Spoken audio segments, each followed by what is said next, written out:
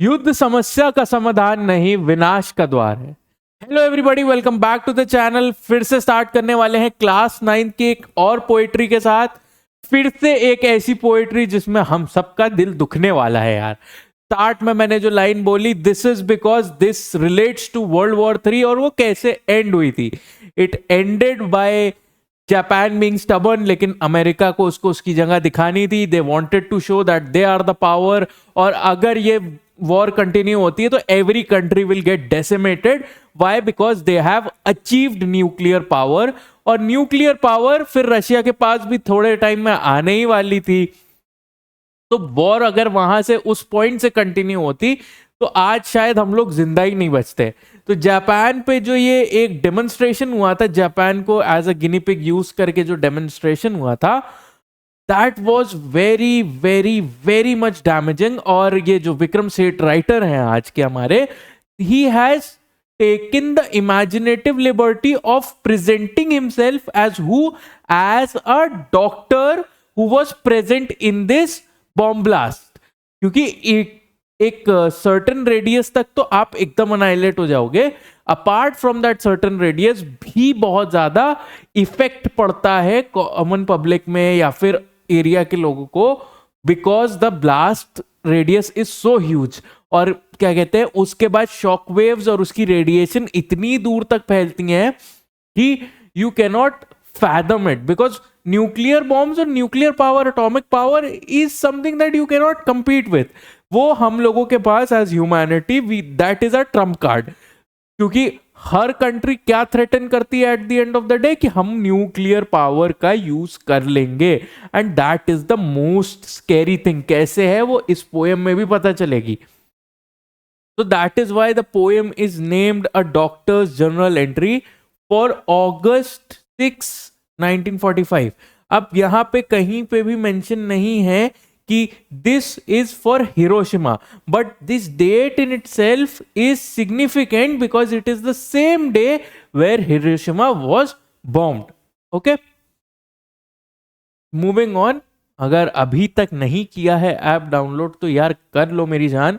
Obsession नाम से है, शुभम सर ने बताया बनाया है। I have told you this multiple times now. Install करिए, ओपन करिए। ओपन करने के बाद यहाँ पे आपको एक सेक्शन मिलेगा, इस पे जाके फ्री मटेरियल का सेक्शन ओपन करिए और बढ़िया से नोट्स का आनंद उठाइए। तो ज्यादा आज मैं आपका टाइम नहीं लूंगा। Let's begin with who Vikram Seth was पहले, क्योंकि राइटर का ओवरव्यू पोयम में बहुत जरूरी है बाबा। अगर यही प्रोज होता तो मैं इसको स्किप मार देता, मैं आगे बढ़ जाता, because prose has a lot of meat to it. इसमें अगर तुमने ये नहीं समझा तो पोयम क्या बेस कर रही है, किस चीज के बारे में, it is all going to be very very tough to understand. Vikram Seth was born on 20th June 1952 till present. जब तक बुक छपी है तब तक तो प्रेजेंट थे। I don't think, God forbid, ऐसा नहीं होगा, may be he is alive still. was born in Calcutta. His father was an executive of Bata Shoes. तो Bata Shoes के executive थे इनके पिताजी। और his mother लीला सेठ a barrister by training। वो क्या थी? बैरिस्टर। अब बच्चों, बैरिस्टर और एडवोकेट में क्या फर्क होता है? बैरिस्टर एक ऐसा लॉयर होता है जो बाहर से पढ़ के आता है और इंडिया में, मतलब इंडिया में बाहर से लॉ पढ़ के आता है। एडवोकेट यहीं पे लॉ पढ़ता है, यहीं पे प्रैक्टिस करता है। अब लॉयर और एडवोकेट में क्या फर्क है? एडवोकेट ने आपका बार काउंसिल का एग्जाम दिया होता है, लॉयर ने नहीं दिया होता है। अगर कुछ बच्चों को डाउट है इस बारे में, अभी तक नहीं समझ में आता है कि सर यार एडवोकेट, लॉयर और बैरिस्टर में क्या फर्क होता है, तो this is the basic difference. Additional information English literature पढ़ते हुए, became the first female judge of Delhi High Court and first woman to become the Chief Justice of a state high court in India। वो पहली lady female यहाँ पे है, फर्नैल नहीं है। I don't know फर्नैल कैसे लिख दिया इसने, बट फीमेल जज थी वो पहली दिल्ली हाई कोर्ट की, और पहली वुमेन भी थी जो चीफ जस्टिस बनी थी एक हाई कोर्ट के, स्टेट हाई कोर्ट की। State was educated at the Doon School in Dehradun. Doon School में उन्होंने पढ़ाई करी थी। He was influenced by the teacher the mountaineer Gurdayal Singh. इनके जो एक माउंटेनियर थे और टीचर थे, उनका क्या नाम था? गुरदयाल सिंह नाम था। अकॉर्डिंग टू लीला सेठ, Gurdayal Singh guided Vikram in many ways, उन्होंने विक्रम सेठ को बहुत तरीकों से हेल्प करी थी. Encourage him to appreciate western classical music and still instilled him a love of adventure and daring. Adventure, daring और क्या कहते हैं क्लासिकल म्यूजिक, वेस्टर्न, उस सब का टेस्ट अक्वायर करने में किसने हेल्प करी थी? गुरदयाल सिंह ने. Singh describe Seth as an indefatigable worker, indefatigable worker. तो वो कहते थे कि if Vikram Seth wanted to do something, उनको उस काम को करने से कोई नहीं रोक सकता है, और वो जब तक वो काम पूरा नहीं कर लेंगे तब तक वो थकेंगे नहीं.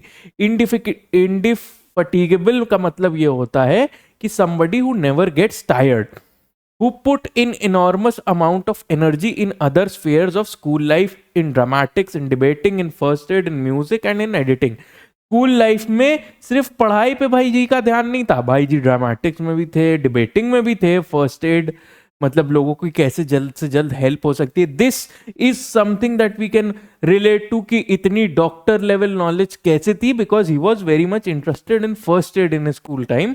म्यूजिक में भी इंटरेस्ट था और एडिटिंग में भी इंटरेस्ट था. आफ्टर ग्रेजुएटिंग, एडिटिंग नॉट आपकी वीडियो एडिटिंग, एडिटिंग मतलब न्यूज़पेपर एडिटिंग. उस टाइम पे वो वाली एडिटिंग नहीं होती थी कि वीडियो एडिट करेंगे सर, यूट्यूब पे डालेंगे, मिलियंस ऑफ व्यूज आ जाएंगे, मजा आ जाएगा. फैन आर्ट और फैन पेजेस बनाने से अच्छा है कि खुद का कुछ बना लो तो ज़्यादा व्यूज आते हैं. ये जो मैंने सीखा है अभी तक. आफ्टर ग्रेजुएटिंग फ्रॉम डून, सेठ वेंट टू टॉनब्रिज स्कूल. क्या कहते हैं, डून से ग्रेजुएट करने के बाद वो टॉनब्रिज स्कूल चले गए इंग्लैंड में to complete his A levels, मतलब his graduations. He has won several awards such as Padmashri. उनको पद्मश्री से भी क्या कहते हैं ऑनर किया गया है, और उनको साहित्य अकादमी अवार्ड से भी क्या कहते हैं नवाजा गया है. प्रसावी भारतीय सम्मान से भी उनको क्या कहते हैं ऑनर किया गया है. WH Smith literary award and crossword book award. तो ये सब क्या बता रहा है? बेसिकली ये सब बता रहा है कि how accomplished of a writer he is. Seth's collection of poetry such as mappings and beastie tales are notable contributions to the Indian English language poetry treasure. Indian English language. अब Indian English language में क्या difference है? हमारा way of perceiving, projecting and pronouncing and using English is different compared to Britishers और Americans. Americans और Britishers का भी different है.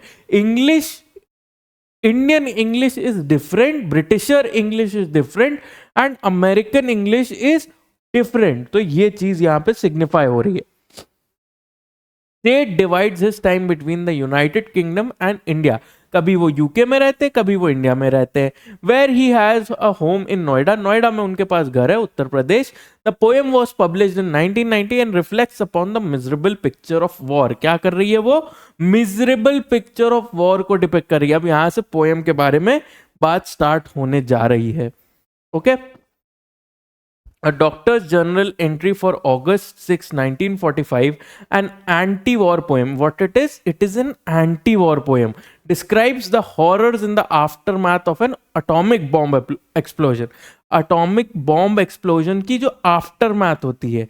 Aftermath का meaning basically once an incident has happened. Incidents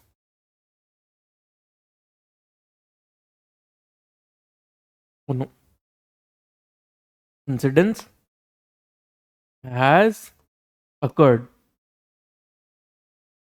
basically. ठीक है. This tragic poem depicts the frightful condition of the survivors of the atomic bomb explosion by the United States of America on Hiroshima, Japan during the end of the World War II, 6th August 1945. तो Hiroshima पे जो bomb गिरा था by America, जिसका नाम शायद fat boy था, I hope मैं नाम सही ले रहा हूं, आप लोगों ने पढ़ा होगा अभी तक उसके बारे में. वो बॉम्ब जो गिरा था उसके ऊपर पूरी पोएट्री बेस्ड है. अब कैसे बेस्ड है ये नहीं, it is not going to describe कि यहां से बटन दबा, वहां पे बम गिरा, फट गया, सब खत्म. It is going to describe it in a way कि you are present when the bomb is landing. You are not the person जो बाहर से थर्ड पर्सन पीओवी ले रहा है. you are going to experience the POV of a doctor who was present there, who was the victim of this bomb blast, और उसकी नजरों से हम लोग ये पूरा पढ़ने वाले हैं. So now let's start with the line by line explanation of this poem. The morning stretched calm, beautiful, and warm. It was a normal warming. It was morning. It was calm. It was beautiful, and it was warm. It was cozy in a sense. Crawling, half clad. Crawling meaning, basically crawling out of bed. Crawling out of bed, half clad, half naked. So the author was crawling out of bed, half naked, gaze out at the form of shivering leaves and shadows. मैंने बाहर देखा at the shimmering leaves being shimmered by what? By the sunlight and shadows. और उनकी जो shadows form हो रही थी. Suddenly a strong flash. ऐसे एकदम से. मैं वोट पे करने की कोशिश कर रहा हूँ, वो होगा नहीं जो मैं चाह रहा हूँ. But suddenly there was a very strong flash. बहुत तेजी से, एक जैसे नहीं होता आपने गेम्स में खेला होगा, अगर आप लोग पबजी खेलते हो, मुझे पता है सब लोग पबजी खेलते हो या फिर वैलोरेंट, ये सब गेम्स खेलते हो, तो एक अगर फ्लैश बैंग नाम से ग्रेनेड होता है, वो फेंक दो तो अचानक से एकदम एवरीथिंग गोज वाइट. बहुत तेजी से आंखों में रोशनी चुभने लगती है and the player gets blind for a second. Gaming terminologies में बात कर रहा हूं, बट एक्चुअली ऐसा ही कुछ हमारे ऑथर के साथ हुआ. And then another. पहला फ्लैश क्या था? पहला was the bomb being drop. Second was the debris rising and the flame rising from the ground. है ना? क्योंकि पहले तो बॉम्ब फटा, बॉम्ब फटने के बाद the area around it, the energy around it, it rose and then it flashed again. और वो पूरा जो शॉक वेव था वो पूरे में फैला. I saw the old lantern then another startled me. पहले वो क्या हुआ?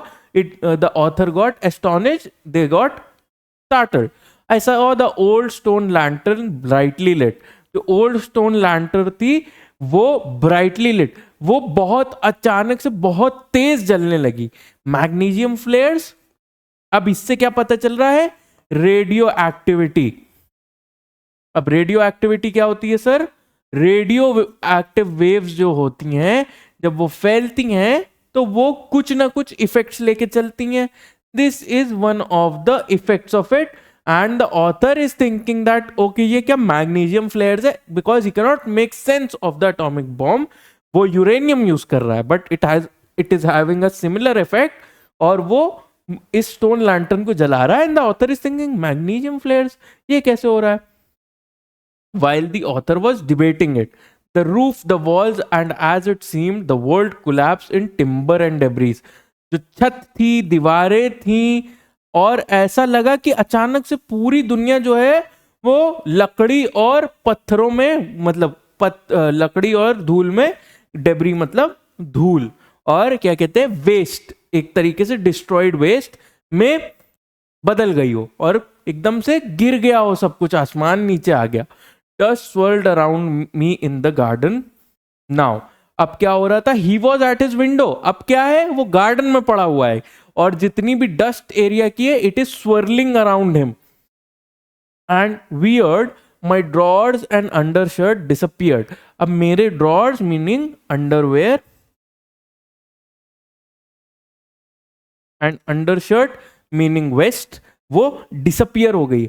बॉम्ब ब्लास्ट में, एटॉमिक ब्लास्ट में क्या होता है कि जो भी क्लोथिंग होती है इंसान के शरीर पे, इट एक तरीके से वेपराइजेज इन थिन एयर. ये एक बहुत वियर्ड फिनोमिनन था जब हिरोशिमा नागासाकी पे हुआ. इट वाज सीन कि जो कपड़े थे लोगों को, they vanished in thin air. कपड़े पहने पहने पहने बॉम्ब ब्लास्ट हुआ, some kilometres down the road people are naked, people do not have their clothes on. तो ये एक बहुत ही वियर्ड फिनोमिनन देखा गया था व्हेन हिरोशिमा नागासाकी का अटैक हुआ. अ स्प्लिंटर, लूज और ब्रोकन पीस ऑफ वुड, मैं वुड लिख दे रहा हूं but it is piece of wood, jutted from my mangled thigh. मेरी मैंगल्ड मतलब, crushed, Jutted meaning poked. So what happened was there was a splinter that went in from one side and poked out of the other in his mangled thigh. The thigh was crushed. The पूरी femur की जो bone होती है, it was crushed.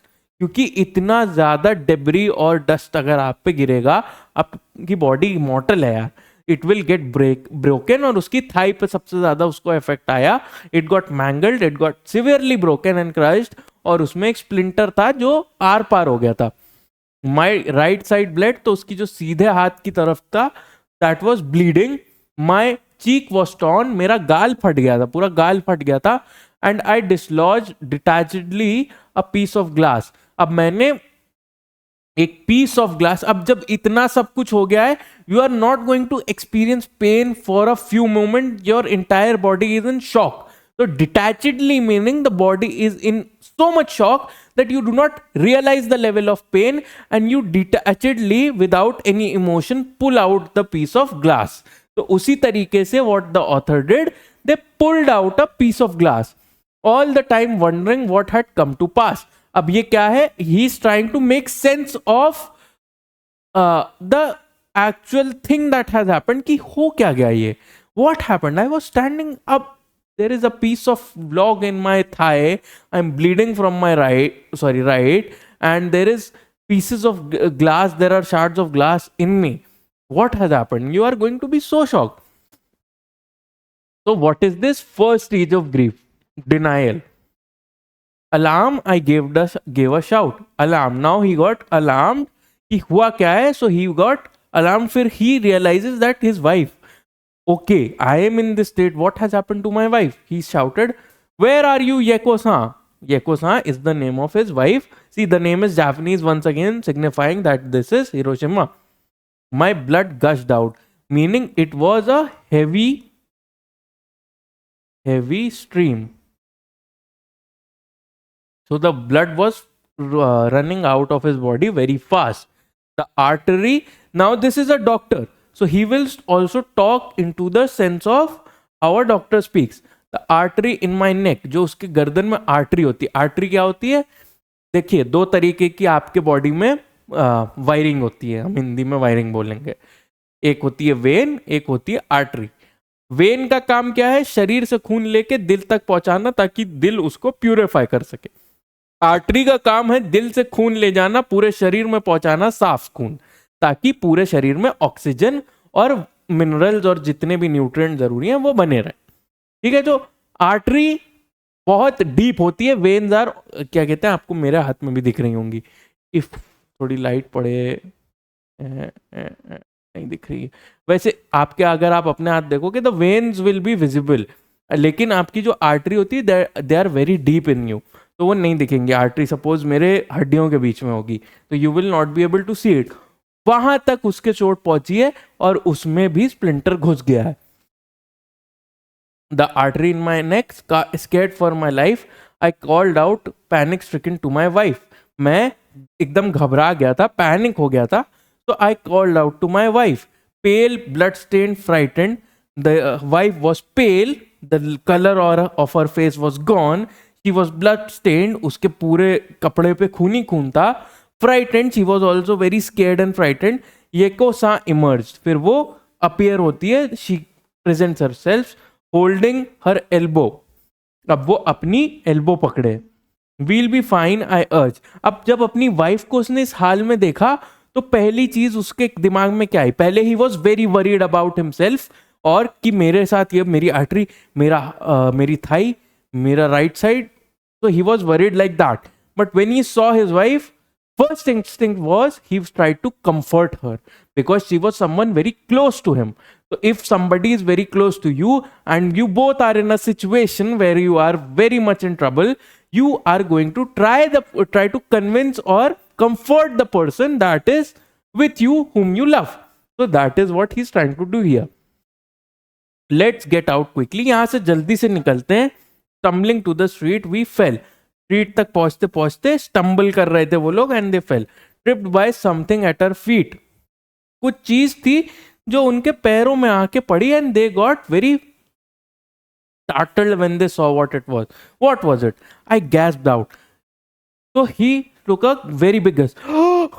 Like that. He went like that. And what was it? It was a head. It was a detached head of a human being. So it was a severed head जो उसके पैरों में आके गिरा. Excuse me, please excuse me. अब इतना ज्यादा shock में आदमी, he started to apologise to that dead man, the dead head of a man basically, कि excuse me, I am very sorry कि हम आपके पर मतलब walked over you, I am very sorry. He was dead. A gate had crushed him. There we stood afraid, a house standing before us tilted. है ना? So the person was dead. एक gate उस पे गिर के उसको crush कर गया था. वहां पे वो लोग खड़े थे. There we stood afraid, a house standing before us tilted. हमारे पास एक घर था. It started to tilt, sway, toppled and crash. और वो हाउस sway करता है पहले because of the wind, वो sway करता है, then it topples and it crashes. It starts to fall and it crashes on the floor. Fire sprang up. अब घर गिरा तो उसमें से बहुत तेज से आग की लपटें उठने लगी. In the dust spread by the wind. और वो डस्ट में आग फैलने लगी because the wind was blowing fast. It dawned on us we must get to the hospital. We needed aid and I should help my staff too. Though this made sense to me then, I wonder how I could. तो फिर मेरे ध्यान आया कि हमको इस वक्त जल्द से जल्द हॉस्पिटल पहुंचना चाहिए. हमको एड की जरूरत है, फर्स्ट एड की जरूरत है, मेडिकल इंटरवेंशन की जरूरत है. और as a doctor he is thinking मुझे मेरे स्टाफ की मदद करनी है यार. I need to help the staff there because मैं एक डॉक्टर हूं. I need to save people. But later उसको रियलाइज हो रहा है मेरी जांग में भाई एक लकड़ी का टुकड़ा फंसा हुआ है, मेरी आर्टरी जा चुकी है, मेरी राइट साइड से खून आ रहा है, मैंने कांच अपने शरीर से निकाला. How am I going to do that उस टाइम पे? Because there is so much grieve, there is so much amaze, there is so much astonishment कि उसको he is not able to make sense of the reality basically. My legs gave way. I sat down on the ground. मेरे पैर जवाब दे चुके थे. अगर पैर का ये हाल है, you are not going to be able to walk for long. So he sat down on the ground.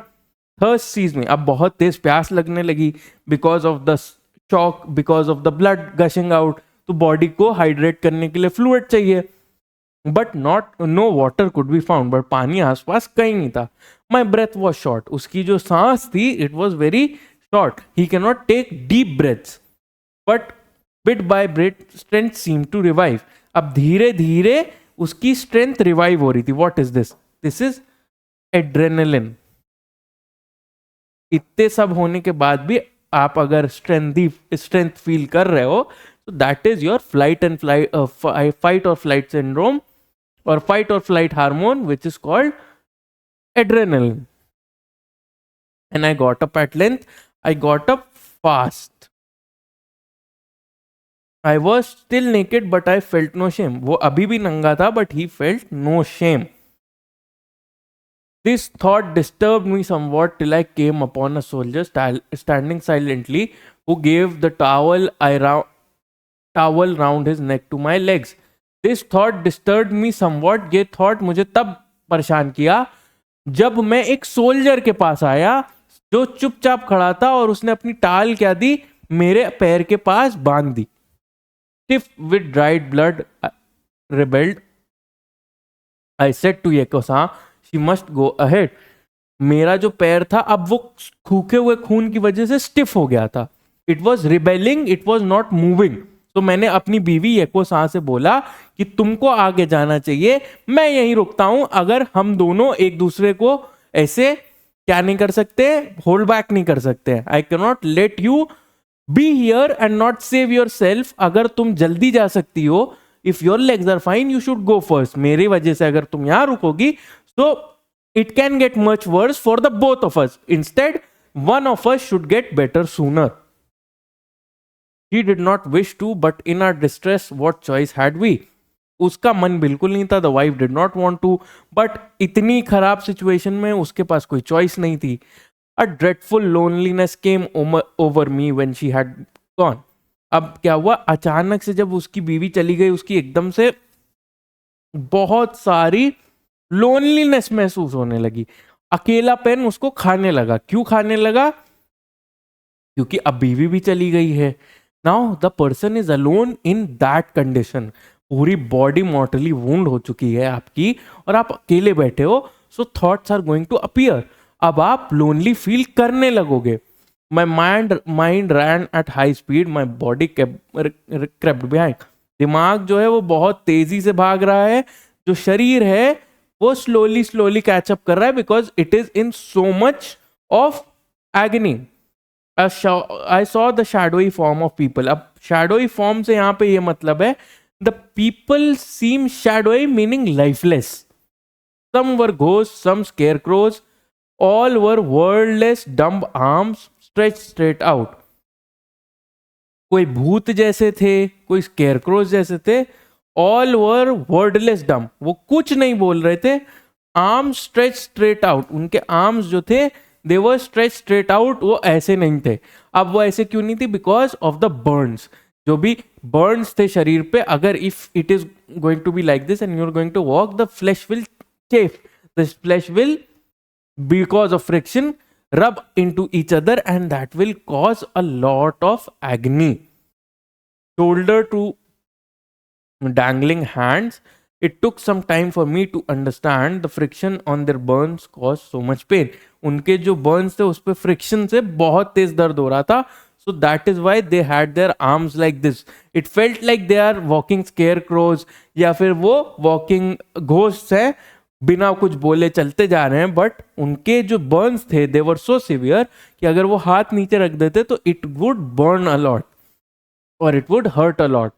They feared to chafe flesh against flesh. Chafe meaning rub. Those who could shuffled in a blank parade towards the hospital. जो कर सकते थे they all shuffled into a blank parade. Blank parade meaning utter shock. उनके चेहरे पे सिर्फ shock था, they were utterly shocked, और कोई expression emotion नहीं था। I saw dismayed a woman with a child stand in my path both naked.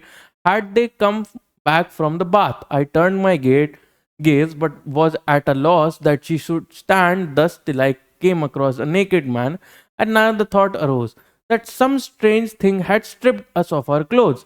The face of an old woman on the ground was marred with suffering, but she made no sound. Silence was common to us all. I heard no cries of anguish or a singular word. तो उसने देखा कि एक औरत और उसका बच्चा भी उसके रास्ते में खड़े थे। They were both naked. अब वो नंगे क्यों थे? He was questioning that कि why are they naked as well? So he thought maybe they have come back from a bath. Maybe they were bathing. I turned my gaze. उसने नजरें नीचे कर ली. But was at a loss. But वो loss में था that she should stand thus. वो ऐसे क्यों खड़ी है? Till I came across a naked man. फिर उसको एक नंगा आदमी मिला, and now the thought arose that some strange thing, किसी चीज की वजह से हमारे कपड़े उतर चुके हैं। What is that? Atomic radiation. मैंने आपको शुरुआत में बताया। Us of our clothes. The face of an old woman on the ground was marred. Marred meaning severely injured. Injured या फिर एक तरीके से मैश्ड भी आप कह सकते हो। But she made no sound, but उन्होंने कोई आवाज नहीं निकाली। Silence was common to us all. I heard no cries of anguish और अ सिंगल वर्ड। कोई भी मैंने रोने, चीखने, चिल्लाने की आवाज नहीं सुनी। I never heard that. Silence was common to us all. Why? क्योंकि एक टाइम के बाद the pain become so significant कि आप कुछ नहीं बोल पाते हो, ना आपकी आवाज निकलती है। That level of pain experience करना कोई आसान बात नहीं है। That happens in situations so severe like this. वरना अगर क्या कहते, if a bull runs wild, लोग चिल्ला रहे हैं, एक्सीडेंट हैपेंस, लोग चिल्ला रहे हैं, but some incidences or some level of catastrophes are so massive that the person loses the expression of pain. You cannot express your pain in front of anybody or out loud. It is so deep within you that it stays there. It cannot get out because it is so much, it is so massive, and you cannot make sense of it. You are unable to process it, and if you are not able to process it, you are never going to be able to express it. So that is what these people here are experiencing. I hope I have explained you all well. Thank you for tuning in to today's video. मेरी थोड़ी तबीयत ख़राब थी, नाक बह रही है, please forgive me. नाक तो नहीं बह रही है बट नज़ला है. होपफुली आपको एक्सप्लेनेशन पसंद आया हो, मेरे ज़्यादा परेशानी नहीं हुई हो, मेरी आवाज़ ठीक आ रही है. अगर कोई डाउट है, these are the numbers, call us up and we will surely help you out with that. Keep smiling, keep learning. मिलते हैं अगले वाले में. पोइट्रीज ख़त्म कर लेंगे जल्द से जल्द, फिर बढ़िया से जूलियस सीजर पे फुल फोकस होगा भाई. टिल देन अगले में मिलते हैं. Keep smiling, keep learning, keep growing.